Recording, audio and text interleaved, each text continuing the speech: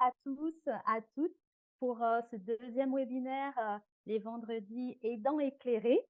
Et je suis donc Cassandre de Cœur Aidant et j'aurai le plaisir d'animer ce webinaire. Alors, je ne suis pas seule, je suis avec Gabrielle, la facilitatrice, qui se trouve au 220 l'espace Coworking à Trinité, espace que l'on remercie d'ailleurs, hein, voilà, pour accueillir ce webinaire. Tu veux dire quelques Bonjour. mots, Gabrielle? Oui, bonjour à tous. Oui, aujourd'hui, je serai votre modératrice. Je laisse Cassandre animer ce webinaire. Et nous avons la chance d'avoir Victoria Bonheur. Tu veux dire quelques mots à Victoria? Je t'en prie. Bonjour à tous, bonjour à toutes. Oui, Victoria Bonheur, j'aurai le plaisir de me présenter dans quelques instants. Donc, n'hésitez pas, installez-vous tranquillement, prenez de quoi noter et puis surtout, posez vos questions dans le chat. On y répondra à la fin de cette intervention. Tout à fait. Et ça me permet de rebondir sur le fonctionnement. Alors, vous avez effectivement donc la possibilité de poser donc toutes vos questions dans le chat et à la fin, nous aurons le plaisir d'y répondre.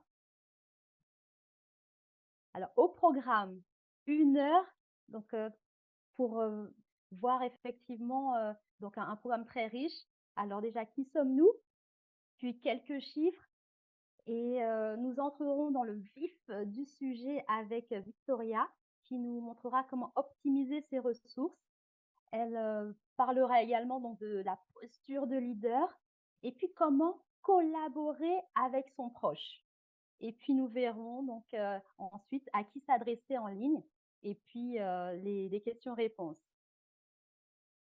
Alors, qui sommes-nous? Alors, je suis Cassandre de cœuraidant.com.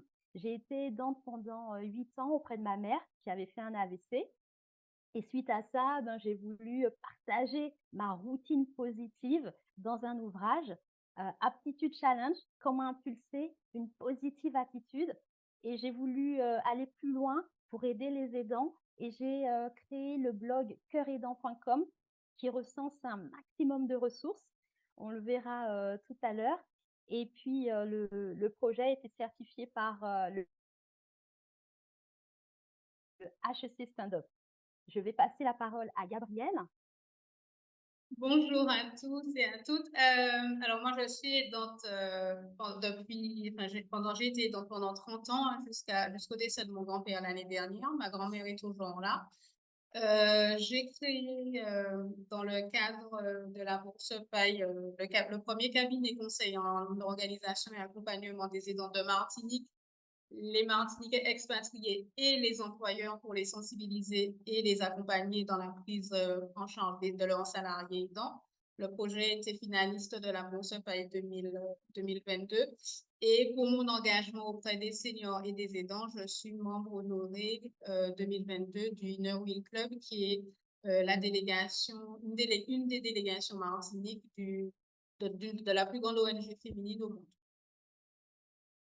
Merci, merci. Alors, on aura la chance, alors si la technique veut bien fonctionner. Oui, donc en gros, ce que je fais, c'est que je vous accompagne dans votre organisation au quotidien et voilà, donc et dans vos démarches, et je vous aide à anticiper ce qui peut être problématique aussi. Vous voyez, beaucoup de ressources. On est vraiment là pour vous, un Martinique pratique, cœur aidant et Victoria Bonheur pour vous soutenir et vous éclairer.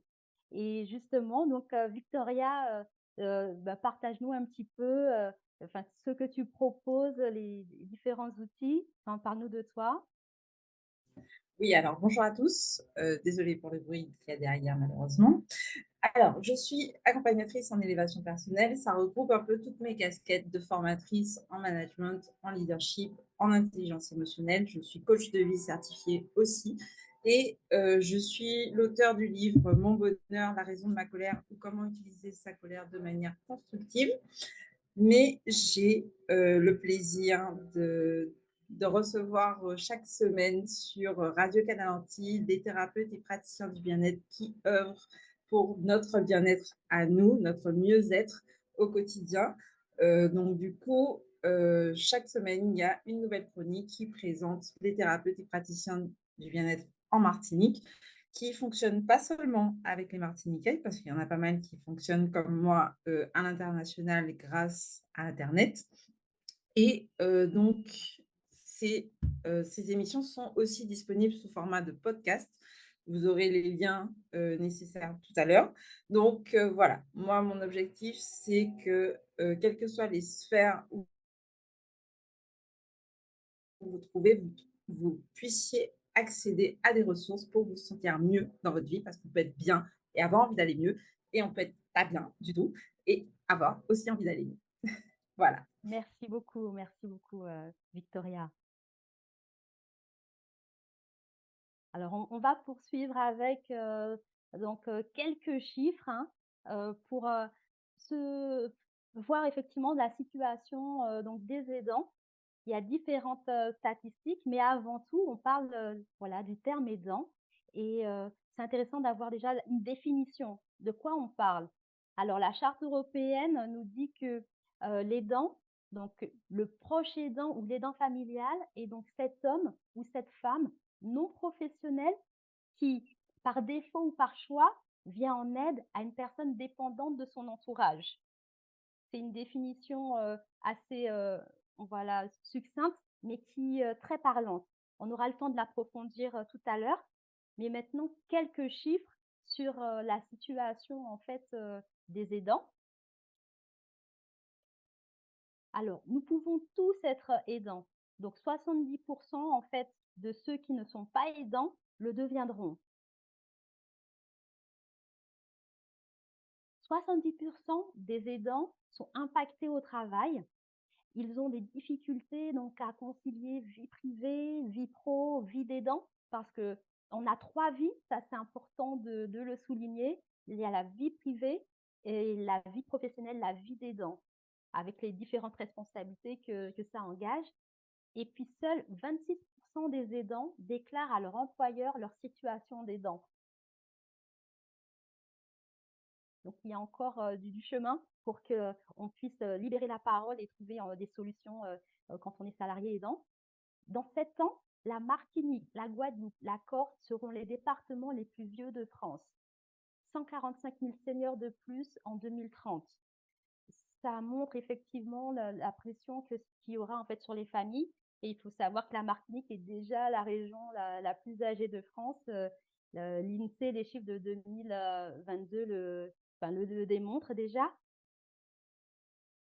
Alors, je vous parlais de la définition des aidants, de l'aidant. On ira un peu plus en, voilà, en profondeur avec toujours la charte européenne de l'aidant familial qui, qui, qui précise que l'aidant familial donc, est la personne non professionnelle qui vient en aide à titre principal, pour partie ou totalement, à une personne dépendante de son entourage pour les activités de la vie quotidienne.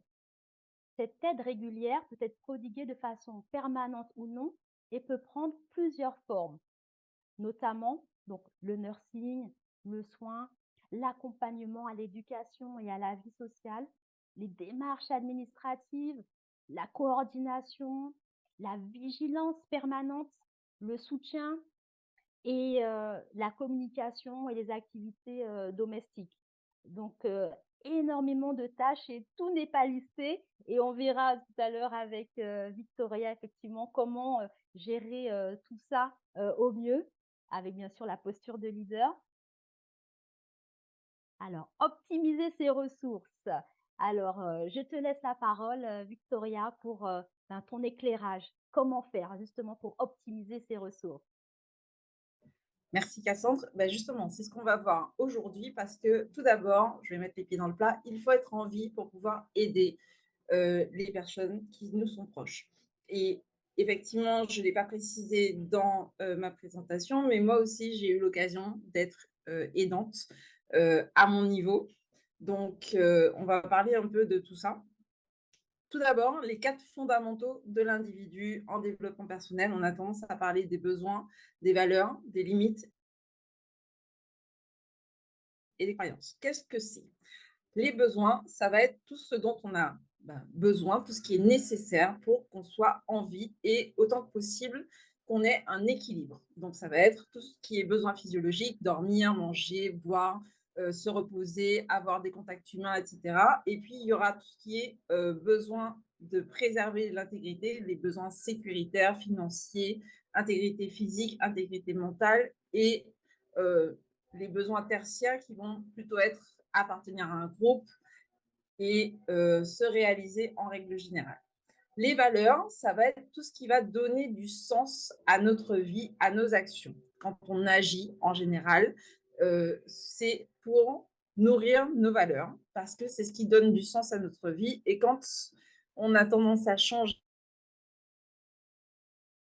d'humeur en une fraction de seconde, c'est justement parce qu'il y a une de nos valeurs qui a été bafouée, parce que c'est tellement important pour nous qu'on est prêt à se battre, à mourir presque pour ça.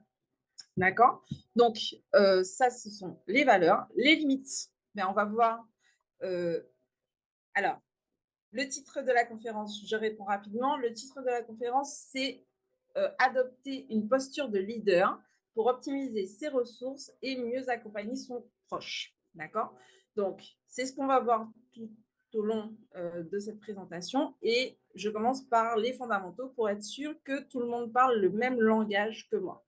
Quand je parle des limites, il est question de définir son périmètre de sécurité, le cadre dans lequel on se sent bien. Et puis, il y a tout ce qui est des croyances, tout ce que je considère comme vrai et qui va impacter ma réalité. Donc ça, déjà, ce sont les bases de l'individu pour être sûr que tout le monde parle le même langage. Quand on se lève le matin, quand on sort de son lit, c'est pour créer de la valeur. Parce qu'on est un peu comme les entreprises, et là, ce sont des notions de management que j'ai tendance à appliquer aussi à l'individu, parce que ce sont des informations qu'on a tendance à utiliser dans le monde professionnel, et puis on oublie que ces notions-là, eh bien, en fait, elles sont tout à fait transposables dans notre vie personnelle. Donc, quand on sort de son lit, c'est pour créer de la valeur. Créer de la valeur pour nous, d'abord, parce qu'on est quand même la personne la plus importante de notre univers. Je rappelle que si jamais on n'est pas en vie, on n'existe pas, donc on n'est pas en mesure d'agir pour faire quoi que ce soit. Et donc, on va aussi vouloir créer de la valeur pour les autres, parce que quand on s'entoure de personnes, c'est parce que on est en mesure de créer de la valeur pour les autres et que ces personnes-là créent de la valeur pour nous. Et cette création de valeur, elle repose sur 3 piliers. La réalisation de bénéfices, ça c'est facile à comprendre. L'optimisation des ressources, ça on va le voir ensemble. Et l'optimisation des risques. Donc aujourd'hui, on va voir plus précisément l'optimisation des ressources. Pour optimiser ces ressources, il est important de prendre le temps d'identifier les ressources. Et donc pour ça, est-ce que tu peux changer de slide s'il te plaît ? On va aller faire l'inventaire de nos ressources. Parce qu'en fait, on a plusieurs types de ressources auxquelles on ne pense pas forcément, qui sont tout d'abord les ressources personnelles. Encore une fois, on part de l'individu, de qui nous sommes, et donc du coup, il va y avoir tout ce dont on a besoin pour fonctionner, notre niveau d'énergie, nos qualités, nos capacités aussi, nos limites. Dans quel cadre est-ce qu'on est capable de fonctionner de façon sereine et au mieux de notre performance. La santé, on va voir à quel point la santé, c'est une ressource qui est fondamentale. Le temps dont on dispose, les connaissances, les compétences, etc. Les ressources matérielles, ça va être tout ce qui est financier, les aides sociales ou les aides de l'État, etc. Les logiciels, les services, une connexion Internet, c'est une ressource. Les outils et tout ce qui est mobilier. Et enfin, on aura toutes les ressources humaines. Donc, la personne qu'on aide, c'est déjà une ressource, on va le voir aussi. L'entourage proche, nos connaissances et les professionnels.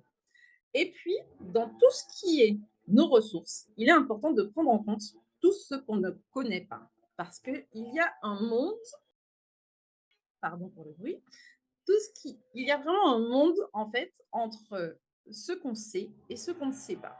Et quand on ne sait pas et qu'on se retrouve un peu limité au niveau de nos ressources, il est important d'aller voir, notamment auprès de notre entourage proche ou auprès de professionnels pour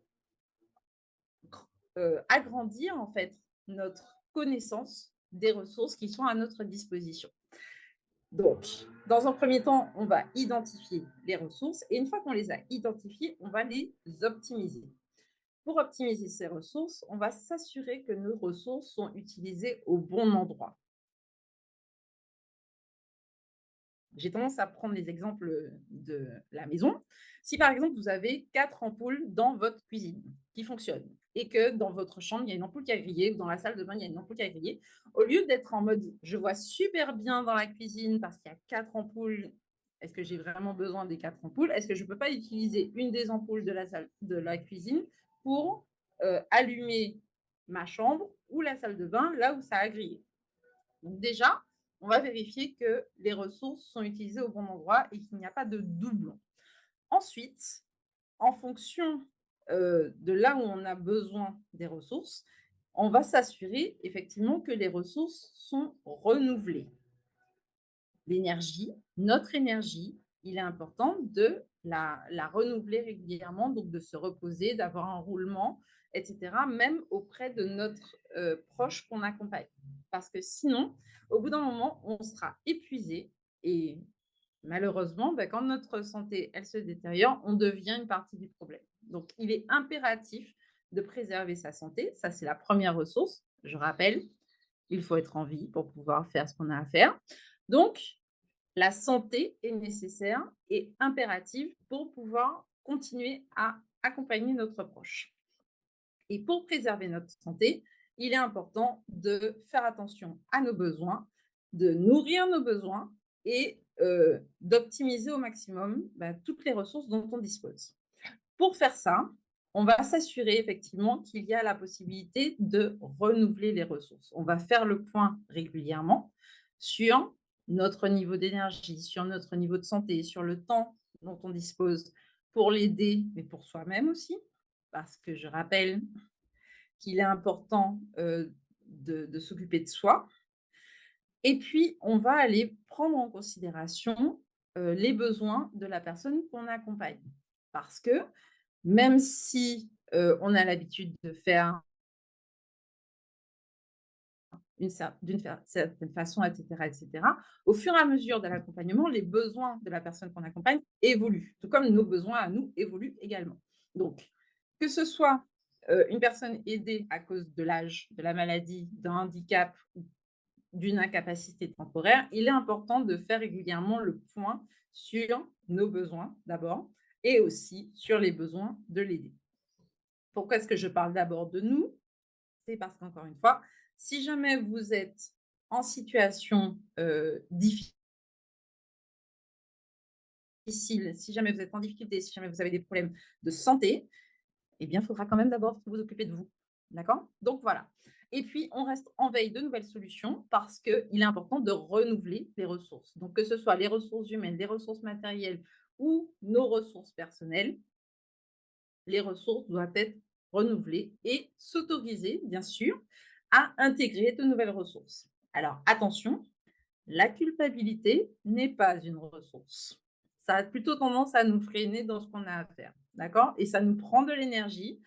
Donc, vous avez le droit de ressentir de la culpabilité si ça vous fait du bien pour le moment. Mais à un moment donné, il faudra quand même faire le point, encore une fois, sur vos ressources et sur ce qui les consomme. Et vous allez vous rendre compte que la culpabilité, ça ne sert pas à grand-chose. Donc, on va voir comment est-ce que la posture de leader va nous aider à optimiser nos ressources. Tout d'abord, il est important de se rappeler de l'objectif. Quand on se met dans une posture d'aidant, c'est parce qu'on veut vivre un certain nombre d'expériences et accompagner la personne qu'on aide. Sinon, on ferait comme certaines personnes font, on disparaîtrait.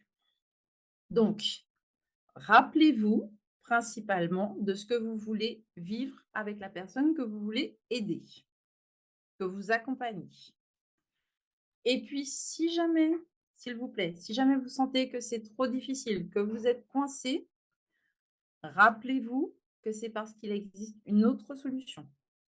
Chacun fait de son mieux tout le temps. La personne que vous aidez fait de son mieux, vous, vous faites de votre mieux, et les personnes ressources qui sont autour de vous font de leur mieux. Par contre, il est probable, et ça peut arriver des fois, que ce mieux ne soit pas suffisant. À ce moment-là, il est important de rajouter de nouvelles ressources. Et ce n'est pas parce qu'on délègue qu'on est moins impliqué. Moi, j'ai déjà vécu la situation où les enfants sont coupés complètement de leurs parents physiquement et mentalement. Et j'ai vécu aussi la situation où les enfants avaient décidé de faire appel à des aides extérieures comme des assistantes à domicile, etc., pour accompagner leurs parents jusqu'à la fin de vie. Et ça n'empêche pas que l'implication psychologique et l'implication émotionnelle est la même, en fait. C'est juste que quand on ne s'implique pas physiquement dans les soins quotidiens, surtout quand on n'a pas été formé pour le faire, eh bien, on a de l'énergie, en fait, pour faire face et ajuster les, les, les stratégies pour que ça fonctionne. Donc, voilà. Donc, maintenant, qu'est-ce qu'un leader? Un leader, c'est un individu qui motive et influence un groupe de personnes à réaliser un objectif commun. Le leader, il a une vision d'ensemble de la situation et surtout, il va s'organiser pour avoir une vision qui est orientée solution. Il y a des problèmes, certes, mais chaque problème a une ou plusieurs solutions possibles. Donc, du coup, il est important, quand on fait face à un problème, le vrai problème, ce n'est pas le problème. Le vrai problème, c'est la façon dont on se place par rapport au problème, la façon dont on voit le problème. Donc, il est important de se mettre dans une posture où on va considérer que chaque problème, en fait, c'est une solution en devenir. Et pour ce faire, on va prendre en considération les différences de chacun. Parce que vous avez vos besoins spécifiques, vous avez votre façon de fonctionner et la personne que vous aidez a aussi ses spécificités. Et puis, chaque individu qui rentre dans le système, eh bien, a aussi ses propres spécificités. Donc, on va aller voir quelles sont les différences, quelles sont les forces surtout, mais ça, on va en parler dans quelques instants. Quelles sont les forces sur lesquelles on peut s'appuyer et qui a envie de faire quoi? Parce que si jamais on agit à partir de l'envie, eh bien, on sera forcément plus efficace. Et puis, on va adapter notre communication pour que tout ça fonctionne. Et donc, le leader, il va accompagner le groupe au changement. L'accompagnement au changement, ça se fait en 3 étapes. On va d'abord informer les personnes qui font partie du système. Donc, il est important de prendre en considération toutes les parties prenantes. On va informer les personnes, on va les former, on va leur expliquer la raison pour laquelle le changement se met en place et puis on va surtout les impliquer dans le processus de changement. Tout simplement parce que si jamais la personne n'est pas impliquée dans le processus de changement, elle est extérieure à la stratégie et dès qu'on est extérieur à une stratégie, eh bien on aura tendance à faire de la résistance. Alors que si jamais on est intégré dans le processus, on comprend l'intérêt d'atteindre cet objectif commun, on a nos propres motivations pour atteindre cet objectif et on va faire à notre niveau les meilleures actions possibles pour que cet objectif soit atteint. J'ai tendance à prendre encore une fois l'exemple domestique du salon. Une mère ou un père, peu importe, un parent qui a besoin que son salon soit propre et rangé régulièrement. Lui, il a ses propres raisons de le faire. Les enfants, le conjoint, la conjointe, aura leurs autres propres motivations pour que ce salon reste rangé. Par exemple, un enfant qui n'a pas envie que son parent parle dans sa tête toute la journée à lui dire: «Ah oui, mais tu as laissé traîner ça. Ah oui, mais attends, non, tu n'as pas le droit de sortir pour le moment parce que mon salon n'est pas propre» ou «Tu ne peux pas inviter telle ou telle personne à la maison parce que la maison n'est pas rangée». Il va s'organiser pour que le salon soit rangé, ne serait-ce que pour ne pas entendre son parent parler dans sa tête. c'est une motivation qui lui est propre, mais n'empêche que l'objectif, le salon est rangé, est atteint. D'accord? Donc, un objectif commun ne signifie pas des motivations communes.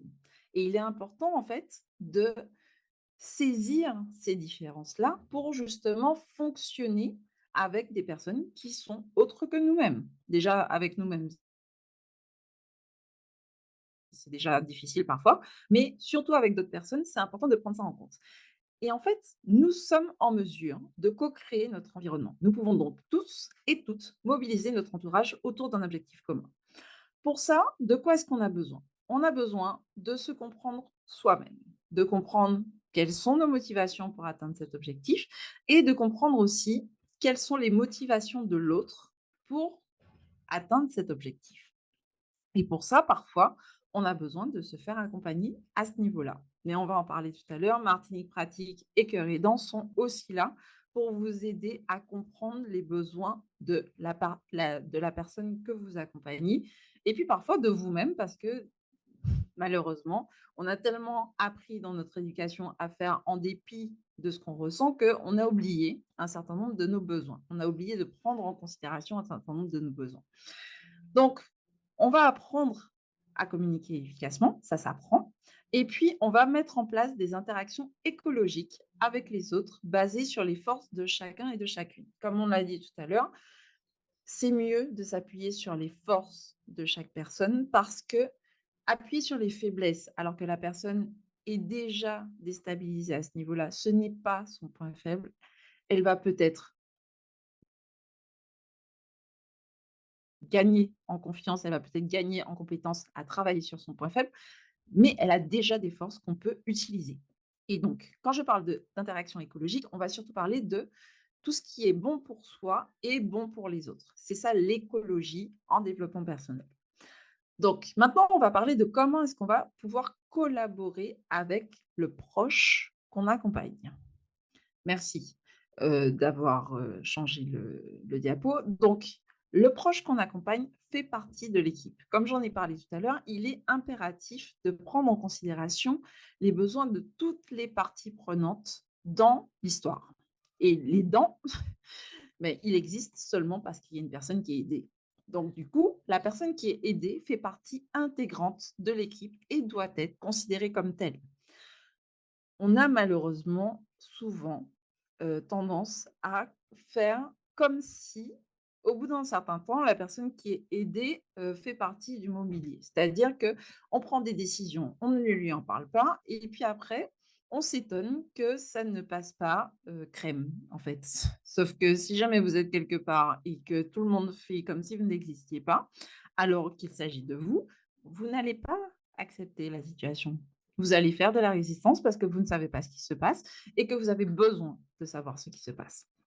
Donc, quel que soit son âge, quel que soit son niveau d'incapacité, il est primordial d'intégrer la personne qui est aidée dans le processus. Lui expliquer de quoi il s'agit, que ce soit un nourrisson, que ce soit une personne qui a 115 ans, peu importe, il est primordial de prendre le temps de la tenir informée, de l'impliquer activement dans le processus pour fonctionner ensemble, en fait. Parce que du coup, vous allez lui dire, voilà l'état des lieux, et d'ailleurs, on va en parler dans quelques instants, quels sont les outils pour pouvoir communiquer avec cette personne-là. Mais c'est vraiment primordial de l'informer, de la former et de l'impliquer dans le processus, de faire ce qu'on appelle l'accompagnement au changement pour fonctionner avec elle. Et puis, surtout, je vous invite vraiment à prendre le temps de rassurer cette personne-là quant à l'affection qui vous unit. Parce que on n'a pas envie d'être un poids pour notre environnement, on n'a pas envie d'être un poids pour les autres, on n'a pas envie de déranger les autres. Et donc, elles non plus, elles n'ont pas cette envie-là. Elles n'ont pas envie de sentir qu'elles dérangent. D'accord? Donc pour ça, il est important de prendre en considération le cadre de la relation. Une relation, quelle qu'elle soit, une relation professionnelle, une relation personnelle, une relation amoureuse, une relation amicale, parents, enfants, etc., elle évolue dans un cadre bien précis et est délimitée par le cadre. Les mamans, les parents, les pères aussi, mais les mamans sont un peu plus concernées parce qu'en général, c'est elles qui ont les seins pour allaiter. Donc, elles ont l'habitude de faire le changement de cadre de l'allaitement au biberon, de la couche au pot, puis, à la, aux toilettes, classiques. Et puis, on aurait dit qu'à partir de 4-5 ans, on oublie, à partir du moment où les enfants ont 4-5 ans, on oublie qu'on peut réaffecter un cadre, en fait, à une relation. On le fait naturellement quand on élève les enfants et puis, au bout d'un moment, on oublie. Mais en fait, le cadre d'une relation peut évoluer à n'importe quel moment.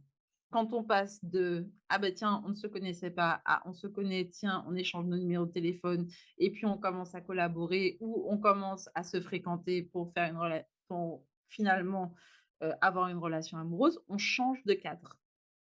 Les ruptures, c'est aussi un changement de cadre. Et bien là, surtout quand on accompagne les personnes, de notre famille, quand on devient aidant, on change de cadre de la relation. Donc du coup, il est important d'identifier le cadre dans lequel on évolue à l'heure actuelle pour délimiter le périmètre de la relation, évaluer le cadre pour énoncer ce qui convient et le garder. On ne touche pas à ce qui convient. On va agir principalement sur ce qui ne convient pas ou qui ne convient plus. On va l'énoncer, on va l'identifier, on va l'énoncer et puis ensuite, on va identifier les nouveaux besoins. Ces nouveaux besoins à soi et les nouveaux besoins non, c'est bon, et les nouveaux besoins de la personne qu'on aide. D'accord? Et puis, une fois qu'on a identifié les nouveaux besoins, on va les intégrer dans le cadre de la relation et on va ajuster le nouveau cadre, puisque du coup, on va se mettre d'accord sur les nouvelles modalités de fonctionnement. Se mettre d'accord, ça veut dire qu'on se pose là, on discute et on définit le cadre verbalement et par écrit si besoin. Et pour ça, on va utiliser la communication non violente parce que c'est le mode de communication qui fonctionne le mieux, surtout dans des situations qui sont un peu délicates. Donc, on va parler des faits. Voilà ce qui se passe. Là, à l'heure actuelle, on est en mesure de faire ça, on n'est pas en mesure de faire ça, on est limité sur ça. Voilà la situation actuelle telle qu'elle est, telle que n'importe qui pourrait la constater. C'est comme ça qu'on parle des faits et c'est pour ça tout à l'heure que j'ai parlé de croyances. Il y a ce qu'on considère comme vrai et il y a les faits qui peuvent être constatés par tout un chacun. On va exprimer ses ressentis en utilisant le «je». Voilà comment je me sens. Je ne vais pas me projeter sur savoir comment tu te sens, si jamais tu as fait ça juste pour me faire suer ou si jamais tu as fait ça pour non, non, non, on ne parle pas de ça. On parle de ce que nous, on ressent. Parce qu'on a tendance à dire en communication non violente que le «tu» tue. Je te dis que tu as fait ça, et cetera, et cetera. Non, tu sais pas, tu n'es pas dans ma tête. Donc, on va pas faire de suppositions. Accord Toltec, on ne fait pas de suppositions. On va parler de ce que nous, on ressent. On va parler de la situation dans laquelle on se sent, dont on se trouve, et donc du coup, on va rappeler à l'autre qu'il fait partie de la solution et on va lui donner l'espace pour justement que, qu'il puisse s'exprimer pour définir les nouvelles solutions qui seront mises en place pour redéfinir le nouveau cadre. Et puis, si jamais on en a besoin, on se fait accompagner. Si jamais c'est inconfortable, si jamais on ne sait pas quoi faire, si jamais on ne sait pas où se mettre, eh bien, il existe des structures. D'ailleurs, si jamais vous êtes là aujourd'hui, c'est bien parce que vous l'avez compris. Il y a la possibilité de se faire accompagner dans la démarche. Il y a Martinique Pratique qui est là pour vous et pas seulement en Martinique. Et il y a Cœur Aidant qui est là pour vous, pas seulement en Martinique aussi, qui est présent un peu partout. Et puis de toute façon, dès qu'il y a Internet, il y a la possibilité de se faire accompagner. Moi, je vous accompagne sur la partie gestion de vous-même, avec vous-même surtout, parce que c'est aussi un gros morceau.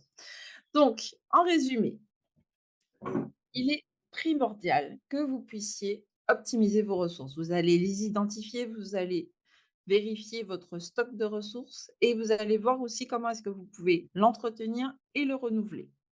Je rappelle que les ressources, c'est autant les ressources personnelles que les ressources matérielles, que les ressources humaines. La posture de leader, la façon dont on aborde la situation, elle impacte tout le système. Encore une fois, c'est pas moi qui l'ai dit.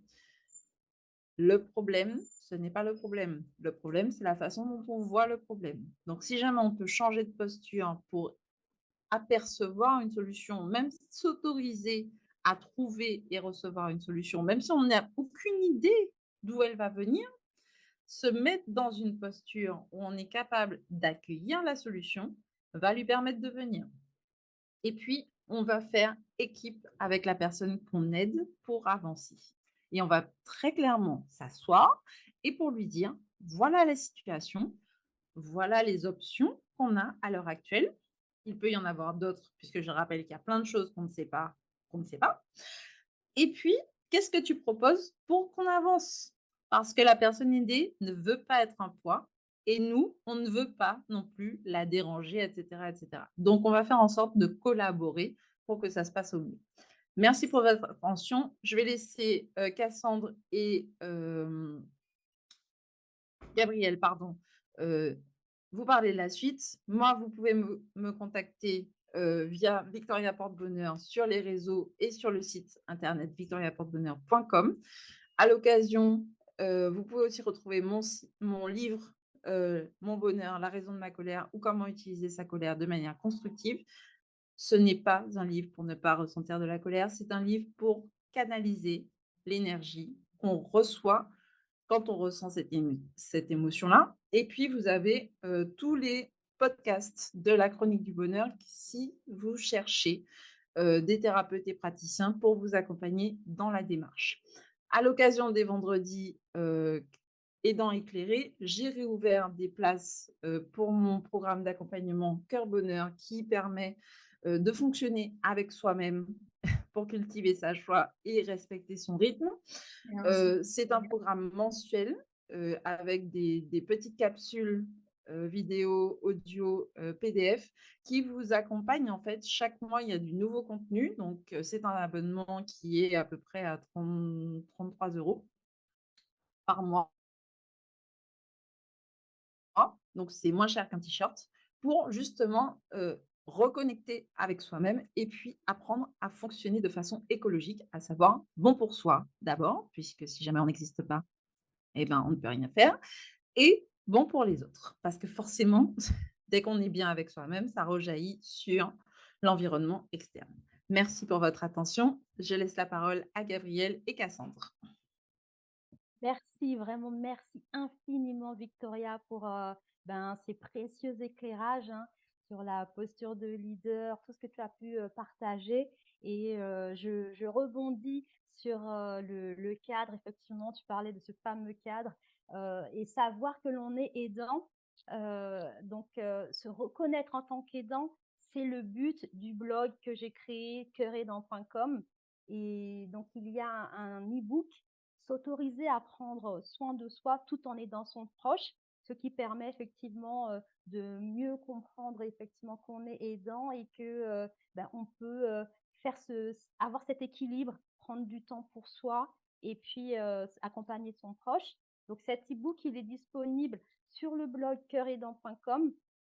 Il y a près de 70 adresses de liens d'entraide, de formation, de répit, donc à la fin de l'e-book. Vraiment, n'hésitez pas. Donc France hexagonale, Martinique, Guadeloupe pour les différentes adresses. Et puis, vous avez le livre Aptitude Challenge, comment impulser une positive attitude pour développer votre routine positive. Donc, au niveau des ressources, effectivement, Blog Cœur Aidant est là. Et je passe la parole à Gabrielle de Martinique Pratique.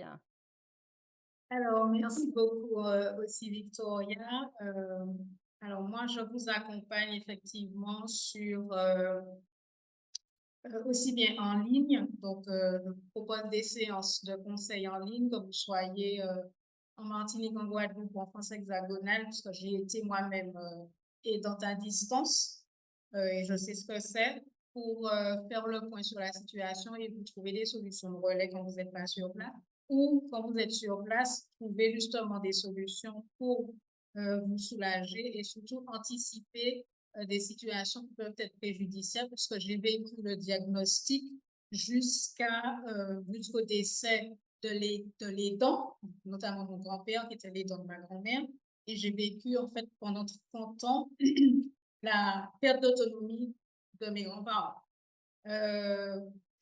Donc vous avez aussi ce que j'appelle un e-book, mais qui est j'avais ce qu'on appelle donc le dossier bleu, qui est le kit d'organisation des aidants, qui vous permet en fait de simplifier. Donc, quand on fait une séance, pour pouvoir vous organiser au quotidien et simplifier les interventions et surtout avoir moins de charge mentale. Et bien sûr, donc vous pouvez prendre contact avec moi sur martiniquepratique.com. Merci beaucoup Gabrielle, vraiment donc vous avez donc Martinique Pratique, le bloc Cœur Aidant, Victoria Bonheur, pour, vous aider et vous avez également donc le Café des aidants.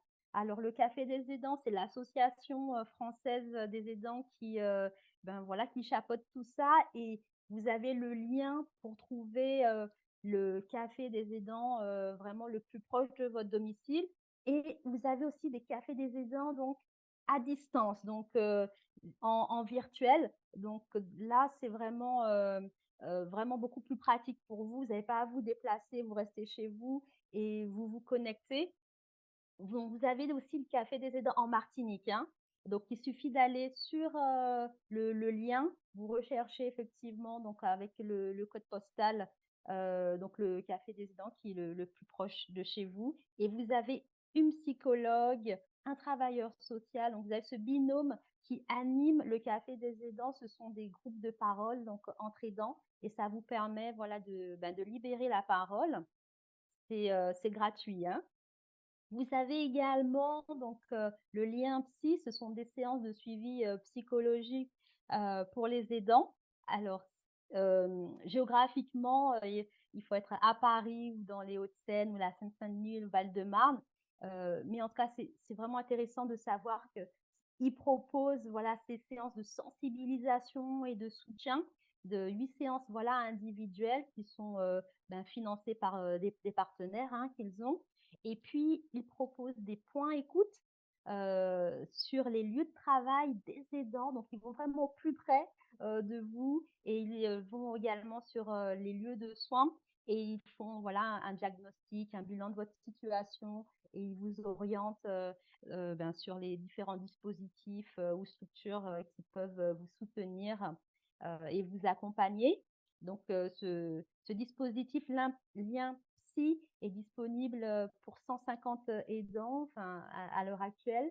Donc, en tout cas, n'hésitez pas. Vous avez le lien internet lienpsy.fr. Vous pouvez les contacter par cette voie. Et puis, donc, le gouvernement a mis en place donc, mon soutien psy également. Vous pouvez bénéficier de 8 séances et donc ces séances sont remboursées par l'assurance maladie ou par votre mutuelle ou votre complémentaire santé. Alors n'hésitez pas, pour avoir plus d'informations, vous pouvez aller sur mon soutien psy santé.gouv. Donc je vous remercie de votre attention. Nous avons un très bon timing. Donc maintenant, je laisse place aux questions-réponses. Et je ne sais pas si Gabrielle, tu as eu des questions dans le chat. Oui, donc alors nous avons donc la question de Jocelyne qui s'interrogeait justement sur le titre, qui demandait à Victoria d'expliciter un petit peu le titre parce qu'elle ne comprenait pas la relation entre le mot leader et la relation aidant-aidé. Mais j'ai vu dans le chat qu'elle a eu effectivement les réponses. Effectivement, cette position de leader c'est justement prendre les choses en main, donner une direction. Alors, Jocelyne, je vais juste, avant de vous donner la parole, euh, je réponds aussi à Nathalie qui demandait est-ce possible de mettre ces liens dans le chat. Donc, je vous annonce que tous les liens, nous avons déjà, vous allez recevoir un mail à l'issue de ce webinaire avec l'ensemble, un fichier PDF avec l'ensemble des liens qui vous ont été partagés. Et cerise sur le gâteau, vous aurez aussi le PowerPoint qui vous a été présenté. Donc, rassurez-vous, pour vous simplifier la vie, c'est aussi notre travail. On a déjà tout prévu pour que vous ayez toutes ces ressources dans votre boîte mail. Dès 14 heures, vous aurez tout ça dans vos mails. Si vous ne les avez pas, n'hésitez pas à revenir vers moi ou vers Cassandre pour pouvoir, il peut y avoir un souci technique. Voilà. Alors, Jocelyne, on passe la parole si vous activez votre micro, ce sera plus simple. Oui, alors Oui. petite précision, au niveau du leadership, en général, effectivement, on a tendance à parler du leader dans un domaine professionnel, mais ou compétitif. Mais en fait, dès qu'il y a possibilité de collaborer, dès qu'il y a la possibilité de fonctionner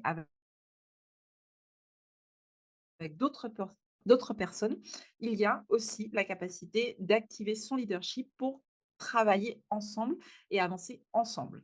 Il y a une petite question juste avant que je laisse la parole à Jocelyne, du coup.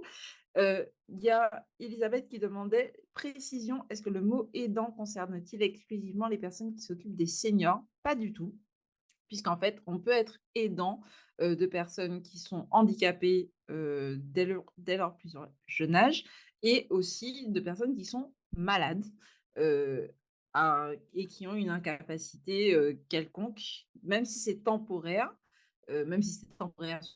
sur du long terme, eh bien, à ce moment-là, on est déjà dans une posture d'aidant. Non, il n'y a pas de souci, Elisabeth. Effectivement, là, je vais apporter une précision. Bon, ben, je vais partir. Hein. Oui, Jocelyne, Je, je allez-y. vous laisse parler. Non, non, je vous laisse parler. Ou bien vous m'avez donné la parole, je ne sais pas. Oui, Non, oui, allez-y. j'attends. Je vais répondre à la question je vais compléter après pour, allez-y.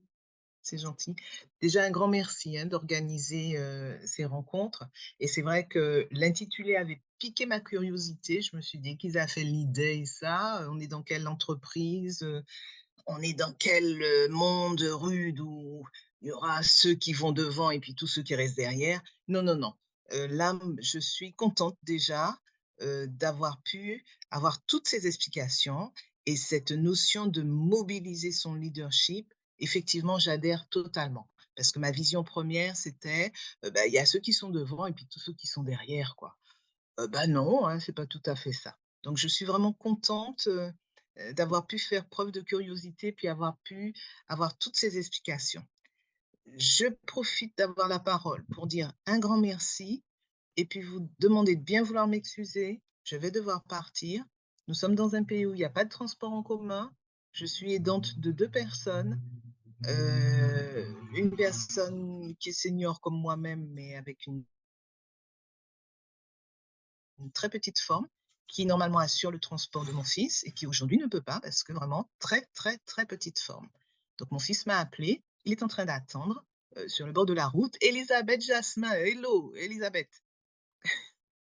J'en profite, je n'avais pas vu Elisabeth. Donc merci, merci. Je suis vraiment gênée de devoir partir parce que je suis sûre qu'il va y avoir toutes sortes de questions super intéressantes. Mais bon, ça y est, mon temps imparti est terminé. Je vais me mettre au volant pour aller chercher mon fils là où il est. Un grand merci. Merci beaucoup pour Merci votre beaucoup. témoignage. Donc, n'hésitez pas, rassurez-vous, vous allez recevoir le replay. Alors, pas tout de suite. Par contre, ce que vous allez recevoir immédiatement, ce sera le PowerPoint et les liens qui ont été partagés. Et une fois qu'on aura terminé et que ça aura été enregistré par Zoom, vous recevrez courant semaine prochaine le lien du replay qui sera aussi disponible sur nos chaînes YouTube. Voilà. Tout à fait. Et je voulais juste rebondir sur ce que a dit Jocelyne. Donc, elle le verra dans le replay, puisque là, elle doit partir, mais elle parlait d'entreprise. Et dans le livre d'Hélène Viennet, À l'écoute des proches aidants, elle dit que l'aidant, il est en fait un chef d'orchestre, il est un chef d'entreprise. Donc, la posture de leader, bah, c'est vraiment tout à fait dans le cadre là. Voilà, c'était juste ça pour apporter cette précision. À toi, Gabriel, pour les autres questions, Merci s'il y a. Jocelyne, merci d'avoir pris le temps et parce que je sais juste, c'est pour ça qu'on fait un petit format d'1 heure parce qu'on sait que le temps des aidants est précieux. Donc merci d'avoir pris ce temps et d'être venu et de toute façon vous aurez la suite avec le replay. Merci à vous et bon courage pour votre fils. Donc, ça nous permet donc de libérer, d'avoir pu libérer Jocelyne et de pouvoir en fait revenir sur la question d'Elisabeth qui demande en fait une précision sur le mot aidant. Donc, il faut savoir que depuis 2005, le statut d'aidant est reconnu officiellement. Donc, déjà, le rôle d'aidant a été reconnu. Il y a différentes lois. C'est pour ça qu'on a choisi la Charte européenne qui fait office de référence parce que 2005, 2008, 2015, 2018, vous voyez, voilà, 2015 a étendu cette notion d'aidant aux proches aidants, c'est-à-dire à l'entourage, un ami, un voisin, sachant qu'un aidant aussi, donc familial, donc comme disait les définitions, c'est une personne qui intervient à titre non professionnel pour tout ou partie dans les activités du quotidien. Cette notion d'aidant, donc il y a proche aidant, maintenant on parle plus de proche aidant ou effectivement on disait aidant familial, aidant naturel, proche aidant, donc élargi à non pas à la famille, mais élargi à un ami ou voilà, à un ami ou un voisin. Et on a aussi la notion d'aidant professionnel. Alors, pour qu'il n'y ait pas de confusion, il parle plutôt d'intervenants professionnels. Donc, il y a aussi les aidants qui sont les infirmières, les assistantes sociales, les kinésithérapeutes, voilà. Est-ce que j'ai répondu à ta question, Elisabeth? Tout à fait, tout à fait. Merci beaucoup. C'était pas pour moi seulement que je posais la question, en fait, Oui, oui, je sais. puisque je sais qu'il y en a d'autres sur le chat là, qui ont certainement la même question. Merci. Je t'en prie. Y a-t-il d'autres questions?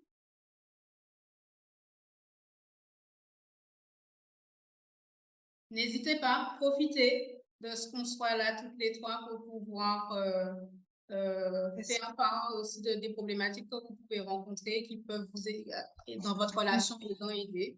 Est-ce que je peux poser une question concernant les aidants? Allez-y.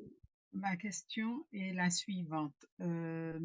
Si quelqu'un est en état de santé mentale, donc on dit que nous pouvons tous être à un moment ou à un autre en état de santé mentale, dépression et autres. Est-ce que le terme aidant peut, si on s'occupe temporairement de quelqu'un qui est en situation dépressive, est-ce que on peut parler d'aidant? Alors, ah, Elisabeth, Elisabeth, c'est secouriste en santé mentale, c'est ça ta question? Non, en fait, je voulais, Oh, enfin, par rapport à madame, Doguet, c'était enfin, je pense que c'était un peu dans le même sens, en fait. Elle a parlé de santé mentale, elle a parlé de psychiatrie certainement, je sais pas si voilà. Ben, en fait, voilà, c'était pour ça que j'avais posé la question tout à l'heure parce que bon, moi, mes parents, ben, j'étais aidante, ben, ils sont plus là, ils sont partis. Maintenant, ben, j'ai mon fils aîné qui est atteint d'une maladie, psychiatrique. C'était dans ce sens-là, en fait, et je pense que c'est dans ce sens-là que tu as répondu également, alors, Gabriel. monsieur Arnaud vous a pas précisé qu'on est aidant. Alors, Victoria l'a dit tout à l'heure, justement, on considère les aidants, Victoria l'a précisé, il y a trois facteurs à prendre en compte quand vous êtes aidant. On définit un aidant, c'est-à-dire qui accompagne une personne en perte d'autonomie du fait, de la maladie, de l'âge, donc les seniors, de la maladie, ça peut être un cancer, ou temporaire, vous avez eu un accident. Moi, je sais qu'il y a je connais une personne qui a été dans le temporaire de sa fille. et le handicap. Souvent, malheureusement, on associe le handicap à un handicap physique et on oublie qu'un handicap peut être lié à la santé mentale. Alors, je vais juste faire une précision. Nous avons tous une santé mentale, comme nous avons tous une santé physique. Maintenant, on parle effectivement d'un problème de santé mentale quand celui-ci devient un trouble, c'est-à-dire notamment justement Madame Jasmin, qui est l'ancienne présidente, si je ne me trompe, je crois que vous avez déjà passé la main, de l'association APAM, qui sont des aidants, donc des parents qui s'occupent d'enfants schizophrènes. Donc, est considéré comme aidant toute personne qui accompagne de façon quotidienne ou récurrente une personne en perte d'autonomie, que ce soit un trouble de la santé mentale, un handicap physique, une maladie, comme par exemple un cancer, une personne qui a fait, et Cassandre disait justement qu'elle a été aidante de sa mère qui a fait un AVC, qui malheureusement à ce jour est décédée.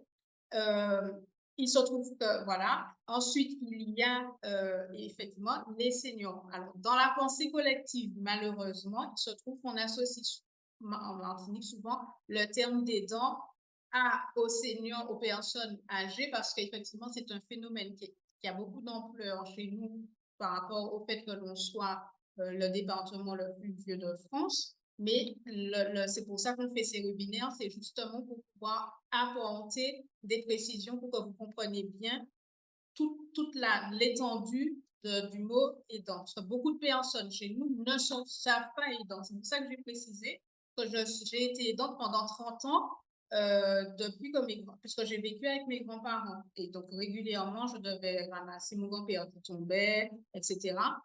Donc, voilà. Est-ce que, Madame Doguet, j'ai répondu à votre question? Euh, Pas vraiment, parce que moi, je parlais plus, par exemple, j'ai dit personne atteinte de santé mentale, mais léger, léger. J'ai oublié de dire léger. Léger, c'est-à-dire que, bon, je vais prendre un exemple, hein. Vous avez un enfant qui a une vingtaine d'années, qui est en dépression. Bon, est-ce qu'on peut se dire, bon, c'est vrai qu'on l'assiste en permanence pour l'aider à passer ce cap. Est-ce qu'on peut parler ou bien même pas un jeune enfant, notre propre enfant, ou encore Alors, notre sœur, un membre de notre famille? Oui, je vais Madame prendre le temps Doguet, vous de êtes aidante. répondre.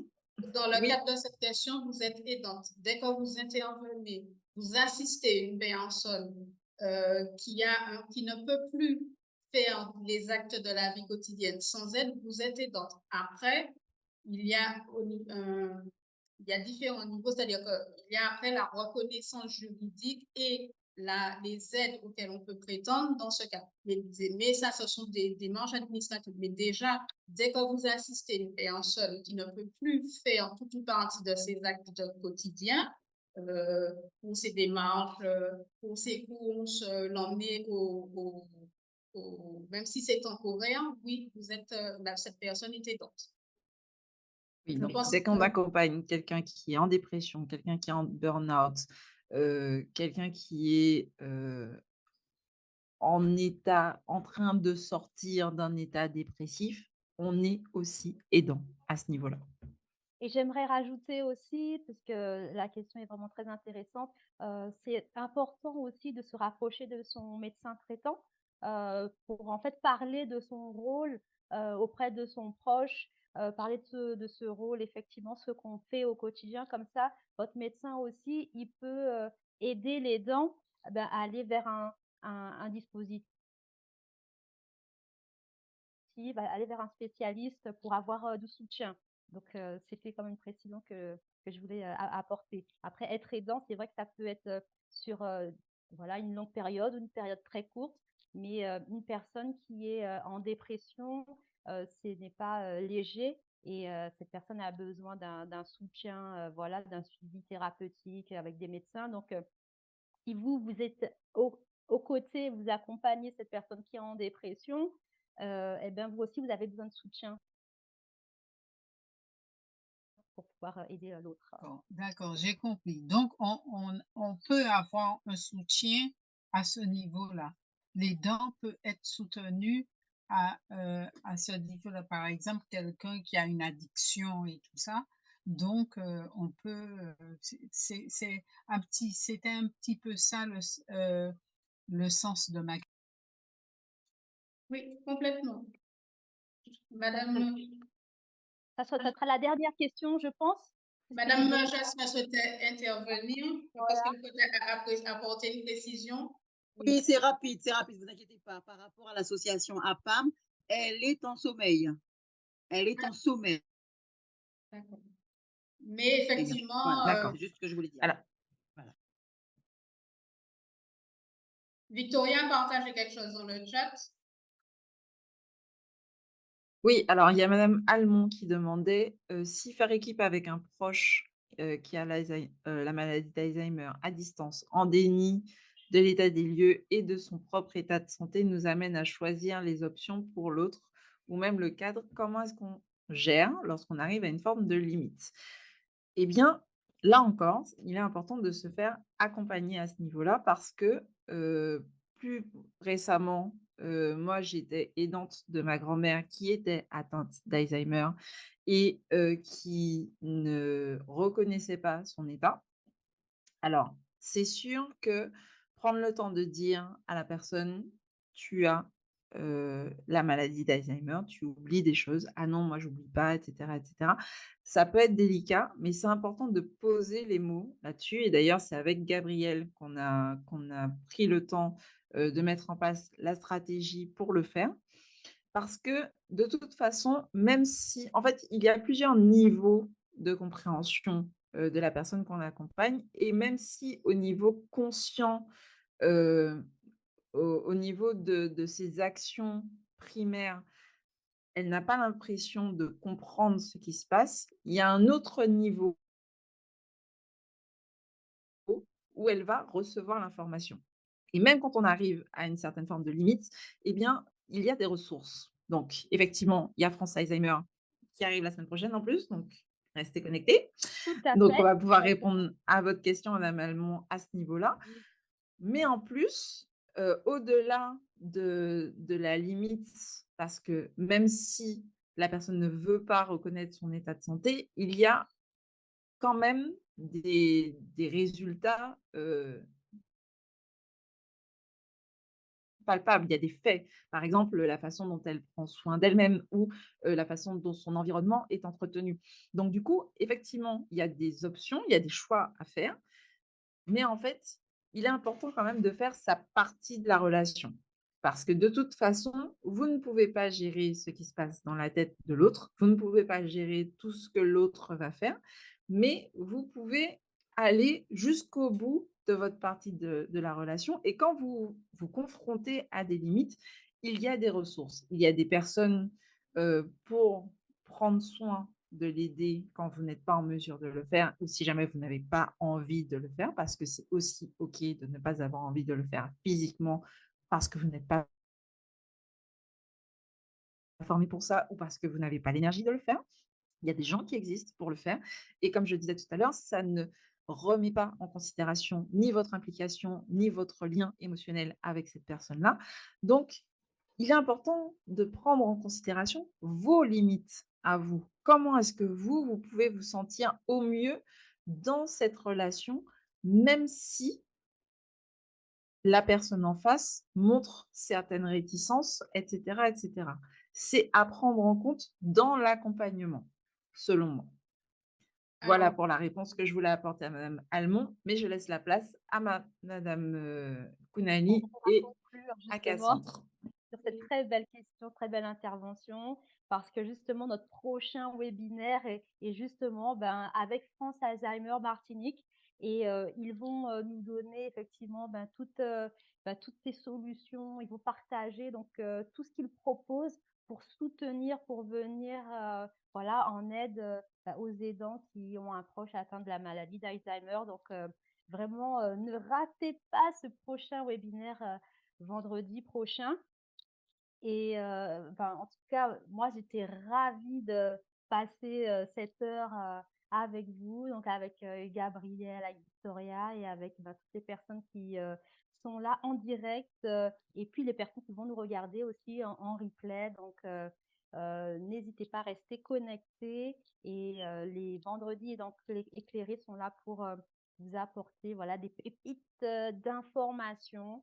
Alors, merci beaucoup et restez connectés. Peut-être Gabrielle, tu veux dire un dernier mot? Oui, oui, j'invite Madame Almo à se rapprocher de nous parce que, comme disait, tu le rappelais, on oublie souvent que le premier partenaire et collaborateur, c'est de se rapprocher, surtout dans ce cas-là, du médecin traitant de la personne.